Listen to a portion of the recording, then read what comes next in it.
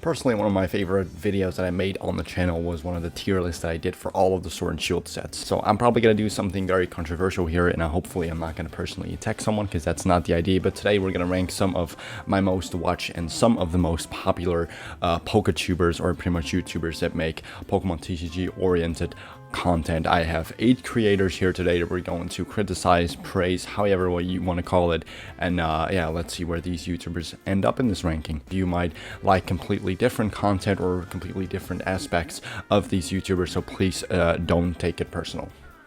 Thank you. The rights of all of these clips that you're going to see belong to the YouTubers and not to me. I guess that makes a lot of sense. So let's start right now. So let's start with a very ground basic YouTuber, in my opinion, that doesn't really stand out among a lot of things, but still has unique ideas in terms of the content, and that is Danny Phantom.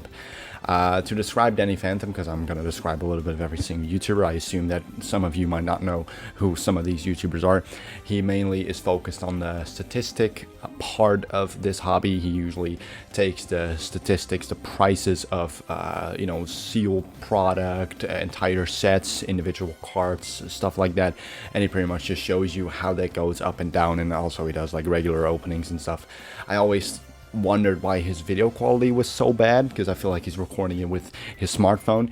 His audio, in my opinion, is pretty good overall in his videos. And I do think his content is unique enough to really warrant a click, but in my opinion it doesn't really do much with me. I can't watch him for like a couple hours in a row. He doesn't have that type of content. He has the content that something relevant happens, he makes a video about it, and you're watching that, which I don't think is bad per se, but that's not what I am searching for. I don't really see myself sticking with those statistical videos that he makes, but I still think, you know, in terms of personality, I think he is at least somewhat enjoyable to warrant a click for me if something big happens with a set that goes up or down in price. He's really more invested on the, you know, investment part of the hobby and not much on the collecting. But I do think if you are a collector, I do think you're still going to get some enjoyment out of a select view of his videos. I think he is a very nice C-tier YouTuber. I don't like him too much that I would really watch every single video that he uploads, but I also don't really hate him.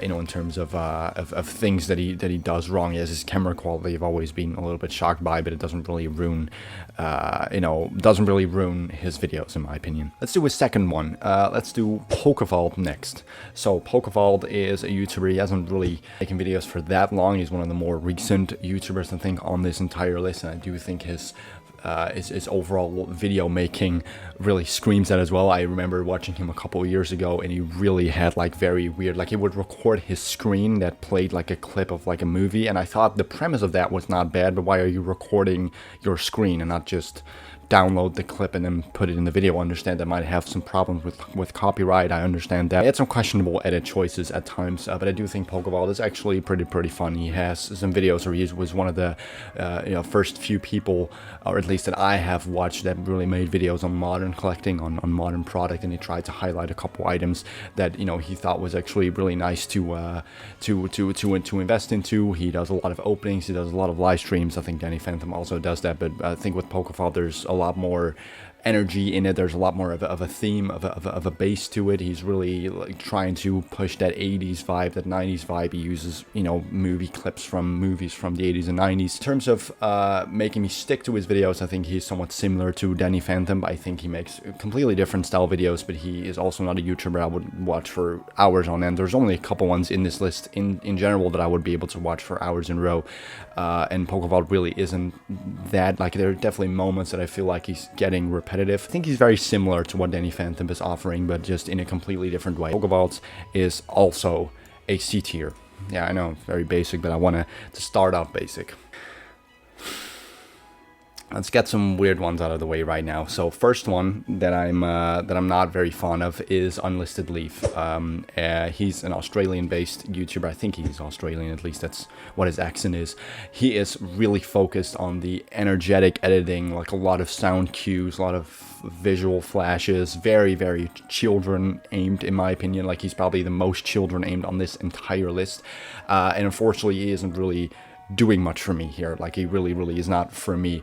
I don't think he brings anything unique in my opinion, with him. Like, yeah, he has an interesting room and he has a couple of things in the background that make his video a Pokemon themed video, but I don't think that's really that tough to do. I think almost every single person here has an interesting setup, a very unique setup, but just the way that he makes his videos, he's very like eyes open, very obvious, very face featured, and you know, even though I don't really hate that, I would probably never watch his videos. I watched his videos when I started to get into this hobby, mainly because he was one of the more popular creators, so you know his content is gonna pop up here and there, but he just does not offer anything, in my opinion, in terms of uniqueness, in terms of you know, being separate from other people. There's a lot of people that have his amount of subscriber count, you know, a couple other ones that do almost exactly the same, and they both are still offering more enthusiastic features than he does. It's very children aimed. You don't need to do much in terms of personality. You just need to scream. You need to very obviously say what is on the card, and that's pretty much just how it is. I don't think his job is very tough in terms of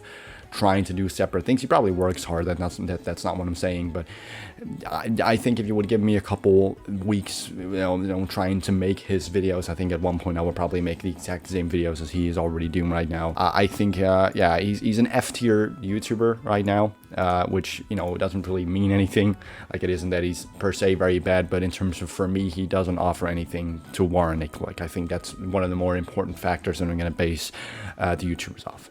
I think the same vibe I have with Leonhard as well, which is the next one we're going to talk about. Leonhard is he the biggest? It's either PokeRev or him. Yeah, I think he's very similar with what Unlisted Leaf is doing, but the problem is that he is probably the opposite, in my opinion. He's very boring. He doesn't really say much. He isn't really sticking out. He's the first person that I also think is not very genuine in his videos. I think he's acting a lot differently than he is in real life. I think with Unlisted Leaf, it's also to that point, but I do think I can watch Leonhard longer than I can watch Unlisted Leaf, and I'm not gaining more from it. Also F tier.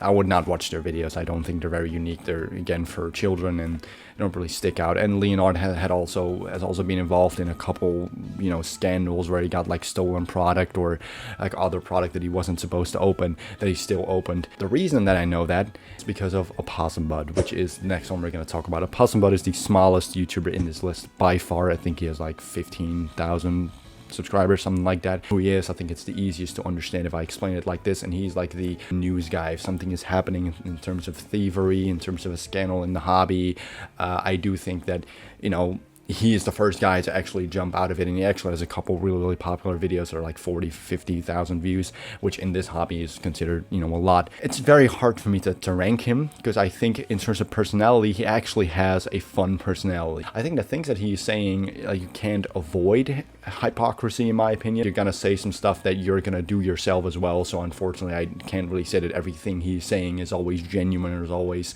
like doesn't backfire, and I do think like it's very obvious that he's moving away from this like all news things, and he's also doing a bunch of openings and stuff. I personally think he's always considered to do openings on this channel, but for him it was just always the best to do like those news videos, and I do think he's mainly doing it to, you know, shape his image a little bit better. I do think there's definitely a part in that. I know that he's genuine. He has a really nice collection, and I do think out of all of these YouTubers that I have on this list, I think he's one of the more passionate one in terms of collecting, but he's just saying so many things that I'm like, yeah, but you're doing that yourself as well.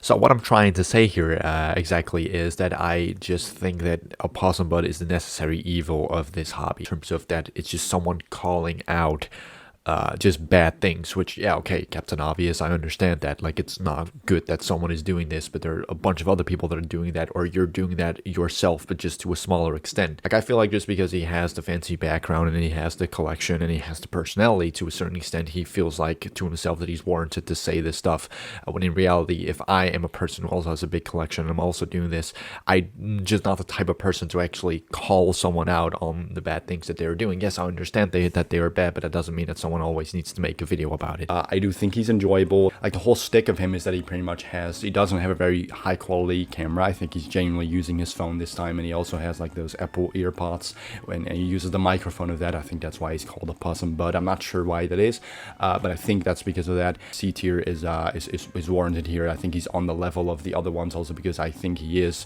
one of the people that actually knows how to put that information in his videos, but I can completely understand if you do not like what he does. So let's go with Cool Trainer Ryan now. Cool Trainer Ryan, is definitely going to be the most controversial one. Cool Trainer Ryan easily has the biggest sealed collection. I think he's been collecting sealed stuff, or at least investing into sealed stuff for years now. And I do think there's somewhat uniqueness to that, but I think the most unique thing that he has is his personality. He's one of the best, in my opinion, in terms of being able to shine his personality through the videos.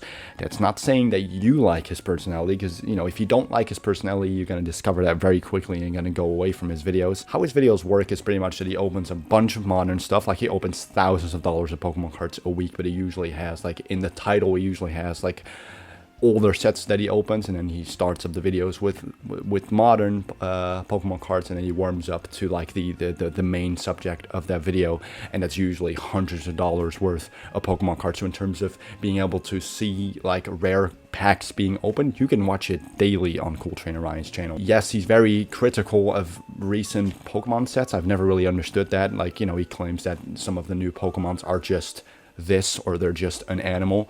So yeah, Krabby is also just a crab. Like, that isn't really how it works. How you personally get attached to a Pokemon is the memories you make with it. So with a game just released and you're already gonna call the new generation, you know, like, oh, it's just dumb because it's just this, or it's just that, it's just an animal, or just a thing. Yeah, that's the entire point of Pokemon. You need to make those personal memories yourself. So I do think he says a couple of things that are really, really dumb. He's always drunk.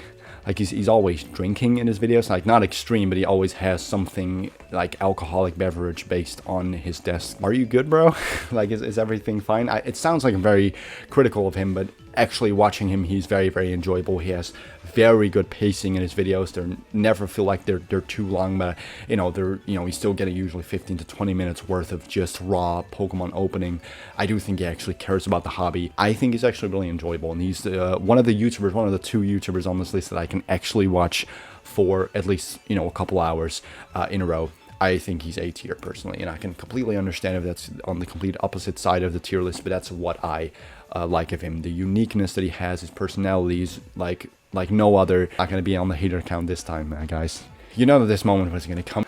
There's only one S tier here, and there's only one person I can literally watch the entire day, and that is Maximo for Pokemon, which is the next person we're gonna talk about, and is easily S tier. Like, I'm just gonna start off with the ranking here. I think he's the YouTuber I'm watching. I've watched the longest, although I started to watch all of these YouTubers around the same time, but I have at least watched one video of his before I actually got into the hobby. He has fantastic pacing. His personality is the best out of anyone. He just is. He is pure collecting. Obviously, Maximo for Pokemon, he pretty much just films his desks. He literally opens the most recent things, which usually sound very boring, and it is very risky, but if your personality makes that fun, then it works, and that's exactly what Max does. Like, his personality just gets through the screen. It feels like Max is sometimes next to you and like opening the cards with you, like sitting next to it. Yeah, absolutely fantastic. He wants to strangle and kill some of the Pokemon. He's not serious in that, obviously, but that's, you know, part of his personality. But if you just watch his video, if you actually like Pokemon cards, I don't think you're gonna dislike him. It might not be for you, but I think at the very least you're gonna see why it's enjoyable. Maximo of Pokemon is as I already said, is S tier easily. Pokeref is very tough for me. Pokeref is, in fact, I think he's the biggest on the platform in terms of subscribers, and I don't think he's even that bad. I think a lot of people would expect me to put him very low. I don't think I will. I do have to say that his editing style is very flashy. It's very YouTube shortsy. It's very like a lot of sound cues, a lot of visual gags, and it makes the pacing seem off a little bit. Like, it makes it, if you're gonna open like 15 or 20 packs in a row and you're gonna edit every single one individually the same way, then it's gonna feel like you're watching a video for a very long time. I think his pacing is one of the worst ones compared to with the other ones. I think his personality is pretty fun. Like, yeah, again, I think he's very passionate about it, but he's still focused a lot on collecting and like having that stuff sealed, just like Cool Trainer Ryan is, but in my opinion still in a worse way, just because of that editing, and sometimes doesn't feel genuine. He is one of the YouTubers I can watch for a very long time. I cannot really say that with some of the other YouTubers on this list. Yeah, it's very tough for me to actually rank it among some of these, because some of the YouTubers have a lot better ideas in terms of uniqueness. I don't think there is much there. I think he's always great in other people's videos. He made some videos with Cool Trainer Ryan that I personally really enjoyed. If you're gonna put them together, I do feel like they work very well. So I'm sure there are a couple videos on his channel that I would really like. And some of these YouTubers do not have a single video that I care about. So I still think he is pretty good. but I do think I'm gonna put him on A tier. He is not as good as the C tier YouTubers in terms of the unique ideas. His editing style is obviously still very good because he probably has some very highly rated editors obviously working on his stuff because he's one of the biggest YouTubers, and I do think his personality connects with the editing very well. But again, he isn't a YouTuber I would watch. C tier down, I don't think I would watch any of the YouTubers from C tier. I watch maybe a couple videos when it pops up sometimes. In A and S, I either almost watch every single video that comes out almost, or I watch every single video that comes out. So that concludes this tier list. If there is enough views on this video, or there's enough likes, which you should definitely like this video if you enjoyed it, I will make a part 2. I will literally just either watch your suggestions that you have for the next tier list, which you should drop them down in the comments below, obviously, or I would just, you know, search for YouTubers myself and then watch those myself, because I have a bunch that I missed, but these are the ones that I personally at least and either watched before or I enjoy at least to the slightest. So yeah, if you want to make your own tier list with these specific YouTubers, you can go down in the description. You can find this link. You can make your own tier list. It's made by me, so that's obviously very, very nice. If you are a returning viewer, or you see yourself returning to some of the videos, I would really, really appreciate a subscription to the channel. If you enjoyed this video personally yourself, you can like the video, obviously. Follow me on Twitter. Fill this in yourself, and obviously show me what the results are on Twitter. And yeah, hope to see you next time.